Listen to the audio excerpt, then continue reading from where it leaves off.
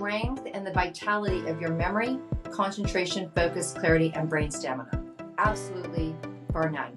Now, that tube all by itself, no matter how much damage or trauma or concussions or stress or divorce or kids or sleeplessness, whatever, at 21, it starts to unravel all by itself.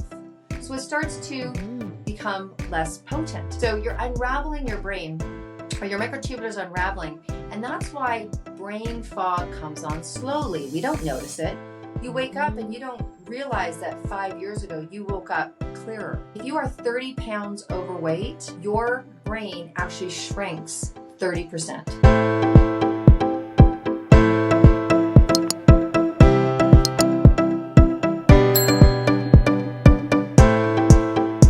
Today's guest is Deborah Drummond. Deborah has been in the health and wellness field for over 30 years and was a pioneer in bringing the idea of holistic health medicine to the marketplace. She is very passionate and knowledgeable about the study of age reversal and cellular health, and fell in love with the study of natural wellness in her 20s. She especially fell in love with the brain almost 20 years ago and has dedicated years of understanding how to help others look better, feel better, and live better. Deborah is always ready to share about how to turn back the clock on your brain health and prevent the aging progression. Welcome, Deborah. Well, thank you so much for having me, Anita. I'm super happy to be here today. So, what is one of the most courageous things you have done? Wow. So when I think of courage, I think one of the most brave things that I did was in my early 20s. I was in the music industry, and I was, helping manage and cocktail waitressing and bartending, and I love music. And those that know me know how much I do. So I was actually in my element, having, what someone would consider the best years of her life. But there was a time where I noticed that environment was not getting as healthy. It certainly, I don't think, was going to get me to where I am now in relationship to my personal growth and just my inside growth, And honestly, I came home from, when you work in those hours, you're getting off work at 2 or 3 in the morning. You're going for dinner at 3:30 or 4. You're hanging out with the bands that live nocturnally. And I think I got home somewhere around 5 or 6 in the morning, which was not an unusual time. But I went into the bathroom and I went to brush my teeth and probably take off my makeup, and literally the mirror went black. Like I can't even explain it. It was a moment, and it felt like fear. Like I could not, it probably felt like 3 months, and it was probably 3 minutes. And I just had this black. I couldn't see myself in the mirror. And when I kind of came back to, and no, I wasn't on anything, people, I knew. Like I called my boss the next day, and I'm like, I'm not coming back. And he's like, are you sick? And I'm like, no. And he's like, what's up? And I'm like, I don't know, but I'm just not coming back. I can't even imagine what he thought. And I didn't know what I thought, and I didn't know my next move. Yeah. Scary. Yeah. That's when I stepped into the world of personal development and became an entrepreneur. Love it. Love it. So what took you on your journey of age reversal and cellular health? Well, here's the interesting thing. So continuing a little bit from my, moment in the mirror, I got into love. I fell, books fell to me. The big book that changed my life was Shakti Gaiwan, Living in the Light. And it talked about the body being an energy body as well. And I was like, woo. I mean, this was 30 years ago. I'm like, what a concept, right? And it seemed, for most people, it would probably seem very hippie. But for me, when people think of metaphysical, I just think of, it was metaphysical, but metaphysical in a way where it was explaining something that was linear, but not. And I was like, wow, there's this energy body. We can get healthy that way. There's a whole other part to ourselves. And I started to recognize, and I call it starting to do my own work.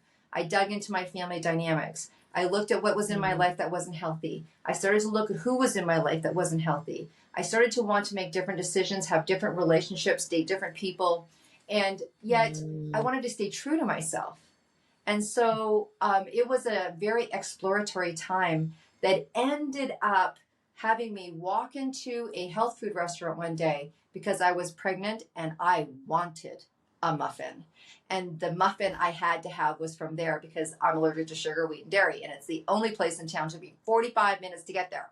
And as I was leaving, I saw a pink flyer, very much like the pink we're both wearing today. And I saw a pink flyer to the corner of my eye, and I grabbed it.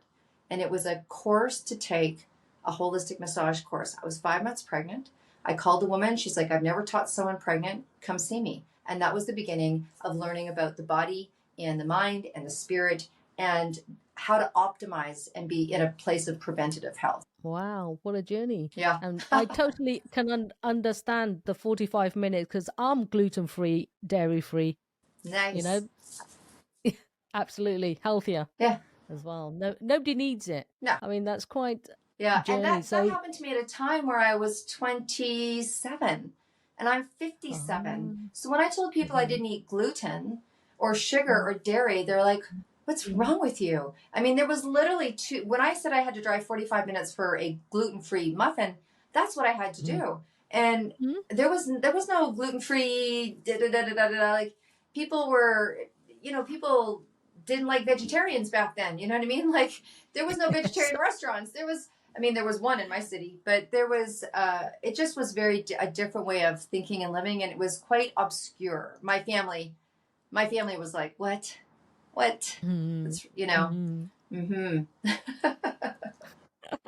I totally understand it. Yeah. I'm right there with you. Right on. You fell in love with the brain and dedicated years of understanding how to help others look better, feel better, and live better.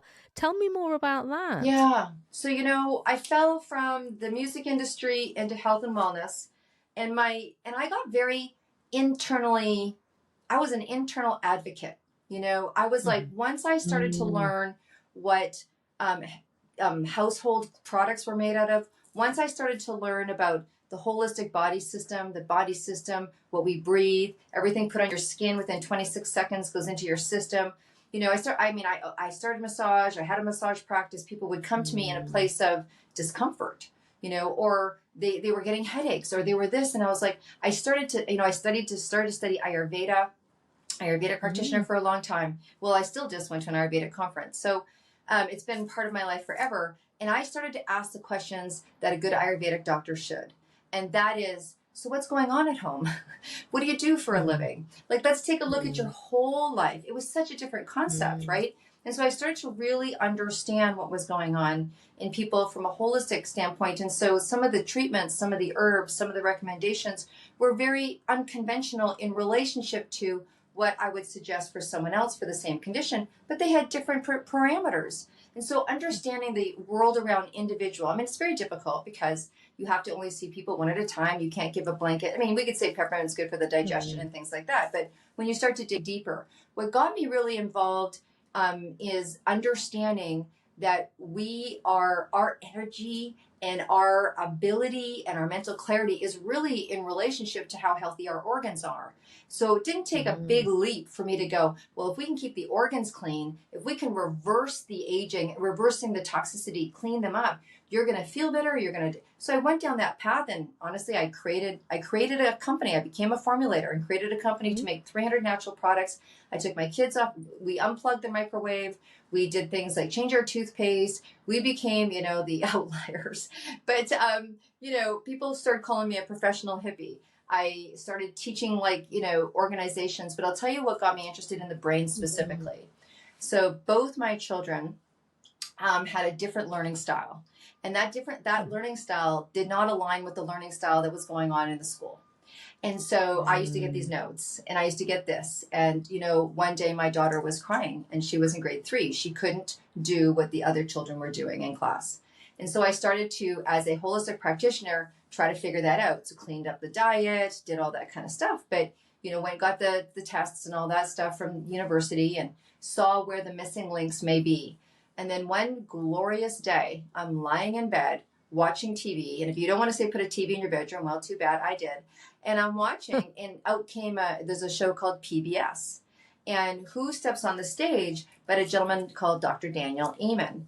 And he started talking about the brain. Well, I was like a kid to candy cane. I was like, ooh, tell me more. And my daughter was home, and as he was talking, because I had been trying to find resources. I said, Chloe, come in here, watch this guy. And she watched him for 5 minutes. She goes, Mom, that's me.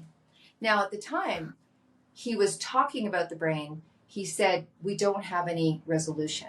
I can tell you what's going on. And he was into brains, but he goes, it's not like he could endorse anything. He talked a little bit about lavender oil, and a lot of people loved him because he had the dots behind his name. He was, a medical doctor, yet he was talking maybe alternatively. And that was my first dig in and my first book. And then I just went kind of crazy from there and kept digging and digging and digging and digging until, and then I endorsed products or I used products. And then I found a company that actually, for me, has something that goes after the problem, like the actual cause. And that was for me a big one because you can give a lot of advice for symptoms, but you got to get to the cause. I was always like, I should have been a geologist. I just kept digging until I found something that could get me to the root cause. So, yeah, long-winded answer. Sorry. No, that's absolutely fine. And I love it. And as you know, I'm dyslexic as well. So it's nice to be different, but we need people to understand our differences. And that's the difficulty at times. So what made the difference from other methods out there? Well, I think what he brought forward to me and what kicked me off on the studying of the brain, of the organ itself, was that he actually, got me to realize or got me to see, because, when someone has a challenge, and I had 2 out of 2, I have 2 children and I had 2 out of 2, so I got blessed twice. And people don't recognize, because the brain it's not on the outside. It's not like your arm or your hand or, it's not an obvious difference. And so I had to dig a little deeper, and then I got a really healthy respect for the brain. I saw it as a really vital organ, and I started to give it as much credentials as I was my back or the lymphatic system, which I was in love with, or the mitochondria, I say holistic studying is like, it's like Ayurveda. It's like the more you study, the less you know. The more you study, the less you know. So then the more you study, the less you know. So I think it's been an ongoing progression. But it was really a personal cause that got me to dig deeper. And then I believe one door opens another door, opens another door. I ended up becoming part of a company which had an accidental discovery they were trying to cure skin cancer. They found an anti-aging compound. I got told this company was coming into Canada. I jumped on board. My background is direct sales. I was raised by a mother who did Tupperware to make some extra money, it was called apron money back then. So I always believed in the circle of commerce in that sales model. So this company had that sales model and was coming to Canada. Well, here's me. I love natural products. It had natural products. It was gluten-free. It was vegan. It was this. It was one product. It was doing this amazing changing. And I was like, I've been telling people about age reversal. What a great fit. I had no idea that in 2 years from the date I joined that company, or 3 years, that they were going to align with Princeton University and reverse a product that had been discovered 27 years earlier that stopped the mitochondria from unraveling and affected people's memory, concentration, focus, clarity. Now, I walk in to help people have a natural, stop putting crap in your body. And if you want to lose, your wrinkles and whatever, let's do it naturally together. I go in on that. 3 years later, they give me something called EHT and blow my mind. And so not that I'm not in love with the fact that we can do age reversal of your skin, but holy freaking cow, man. I had been studying, holy cow, Batman. I'd been studying the brain and looking for a solution. And I honestly I broke into tears. I was elated. It wasn't my discovery. I discovered the discovery, but how the universe delivered it to me was distributing skincare. Sometimes we don't know. Wow. Yes. So what benefits have you seen in your personal life and your children's life by making all these changes? Yeah. Well, first of all, they've maintained a sense of what I see as energy. So, yes, we cleaned up the diet. Yes, I was the gluten-free house. I was the sugar-free house. I was the mother that went to the neighborhood because I didn't want to, ostracize my own children. And I gave them sugar-free candy to hand out on Halloween to trick my kids. You know what I mean? So they had something different to give, right? And I let my kids have one piece of, you know, what I would call crap at Halloween. And then they just didn't know. My son's almost 19 years old. I told him a couple of years ago, and he was like, "You did what?" So, Love it. what I think is, here's for an example. So my daughter's 29, and up until the time she was 28, she had one flu in her life. My son is 19. Wow. He had one flu. Yeah, one flu. My daughter was a year and a half. My son was a year. And I started rubbing thyme oil on the bottom of their feet. If you ask either one of my kids. My daughter now lives her own life and lives differently and eats differently and does whatever she does, right? I don't have control over that anymore. So I'm sure she slips herself a little, you know, piece of apple pie. But they just never got sick. I'm 57. I've had one flu in 30 years. So, you know, I'm about to go with my girlfriend and we're going to do 8 marathons across Ireland in a year from now. I'm not a marathon runner. I got a year to get it together. So I think what it is, it's given us a high level of prevention. And you can't tap into that. It's almost like you can't gauge it except to say, I haven't been sick, or I haven't this, or I haven't that. We don't get guessed our age, you know. We have a spark in our eye. It doesn't mean that we don't get our butts kicked in life by everybody else or everything else, but we just have I think a high sense of health, a high sense of health. And you definitely look so well on it. Thank you. And you, no way do you look your age. So that's absolutely fantastic. So you are your product. You're the example of what you're doing. That's excellent. Thank you. Thank you. Well, I mean, same to you, right? I mean, you are sharing the word, and, you know, I call it servant leadership when you've gone through something and you're sharing. So, you know, with your experience of dyslexia and how you're helping so many people, it's that just knowingness. And I think that's important to have some sense of either years of understanding of study, right? I mean, I don't have anything wrong with my brain, but years of study, and then share that information. Absolutely. Take your product. Yes. Yes. How can one turn back the clock on your brain health and prevent it from aging progression? I know we've talked about the foods and that. And is there anything else you can say? Because obviously food's a big one. Yeah. Like you say, don't eat the crap. Yeah, I'm going to give people like a 3-minute science lesson here. And I just want you to imagine that you have something in your brain, because you do, and you have more than them. And it's called microtubules. So when you think of the word tubular, think of a tube, right? If you were watching me right now, you'd see I have my fingers and it's a tube. That tube is the charging cord to your neurons. Your neurons have to be charged and transmit to other neurons. And when they're transmitting with each other, it's like a nice dance. That is the strength and the vitality of your memory, concentration, focus, clarity, and brain stamina. Absolutely, bar none. Now, that tube all by itself, no matter how much damage or trauma or concussions or stress or divorce or kids or sleeplessness, whatever, at 21, it starts to unravel all by itself. So it starts to become less potent, just like the charging cord in our phone, or just like the battery in our phone.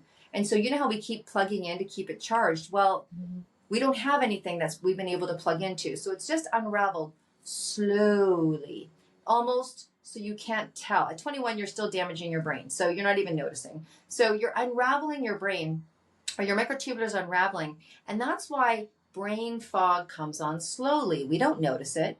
You wake up and you don't realize that 5 years ago you woke up clearer. Or concentration, or you start to get older and you're like, I need to put a place where my keys are. I need to make sure I leave this here. I got to put everything in this purse or this jacket or this briefcase or this or this. Or we start to spend time, way more time organizing our stuff in our, late 30s, 40s, 50s, and 60s than we ever did in our 20s and 30s.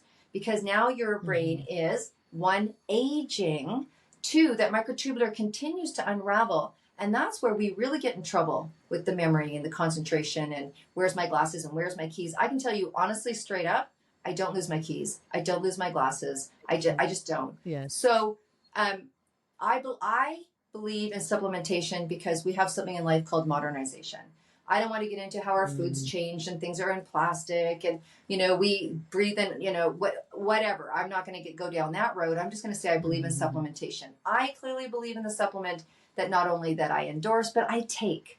So I take it. I gave it to my child who was 11 when it came out, and it's called EHT, and I'm happy to send people samples or information, and that's fine. So I believe you need to supplement. What that supplement does is stop the unraveling, stops the unraveling, corrects all the unraveling that happened to date, and took our company to $2 billion.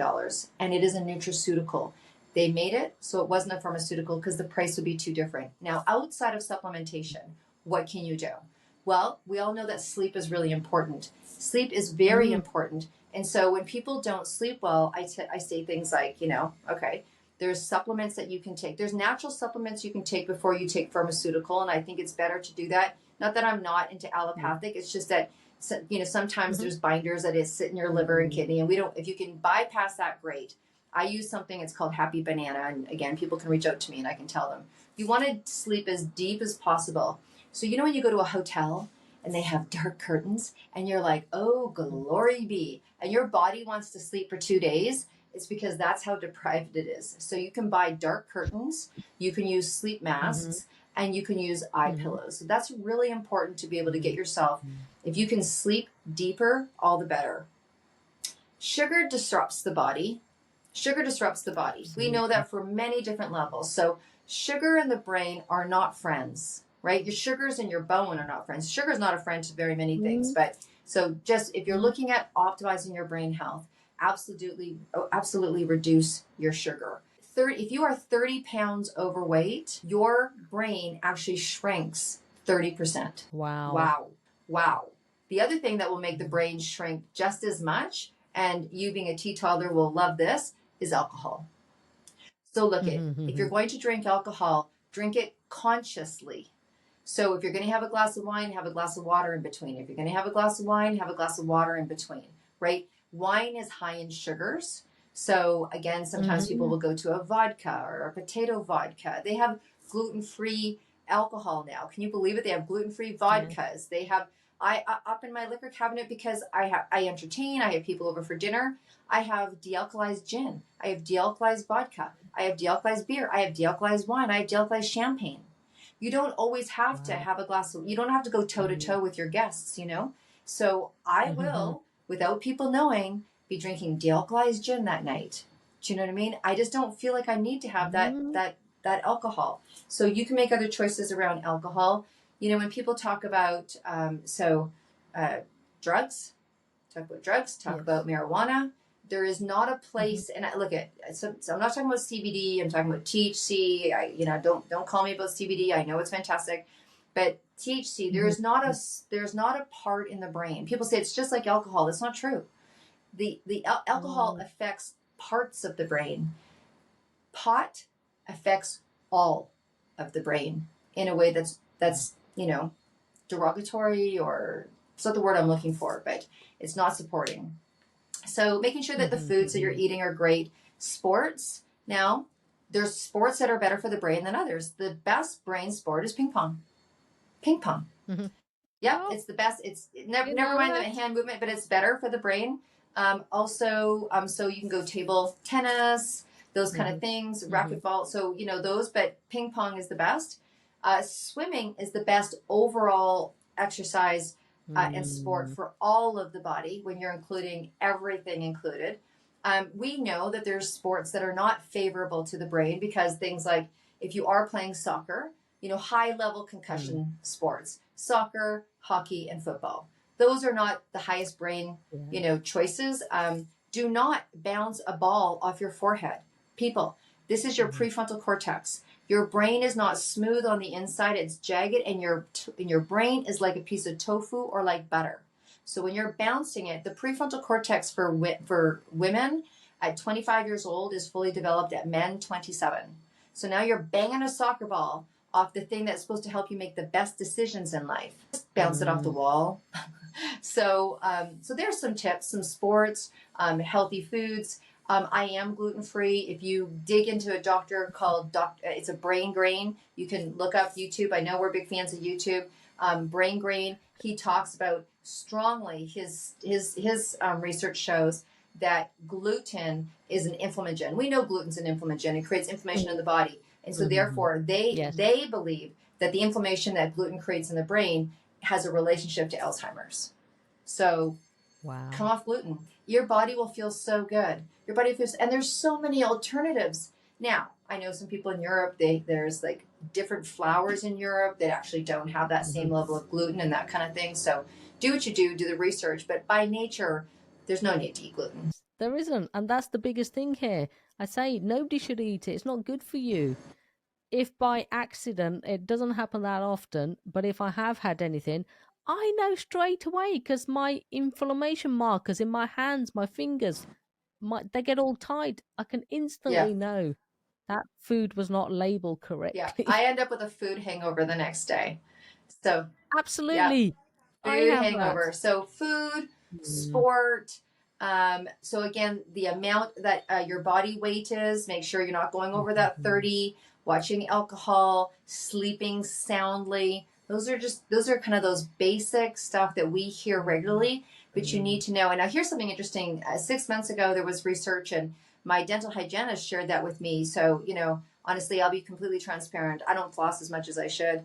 I'm good at some things, but I don't floss as much as I should. And she's like, they're now showing in relationship to Alzheimer's that people that don't floss, that bacteria makes its way to the brain. I'm like, seriously? She goes, I need to tell you something to get you to floss more. But that is recent studies.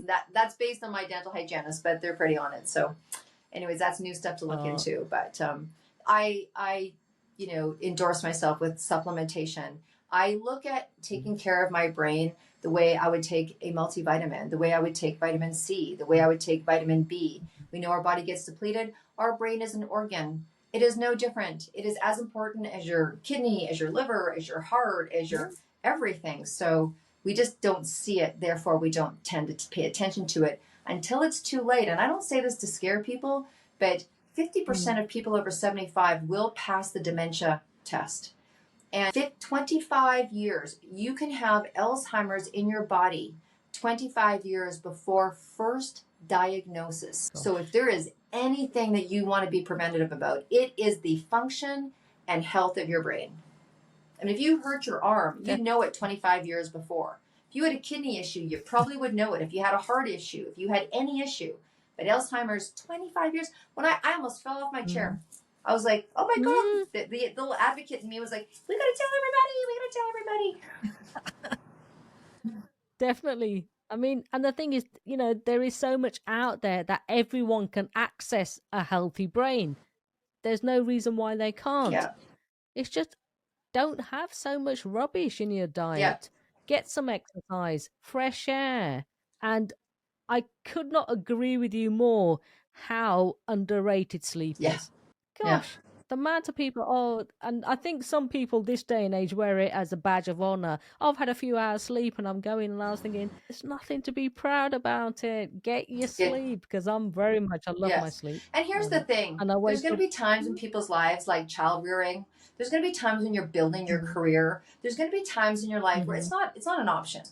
So I call it offsetting. Look, there's times like, I've been on deadlines producing books or producing a planner or producing this. We've got a big event going on. I'm training for this marathon.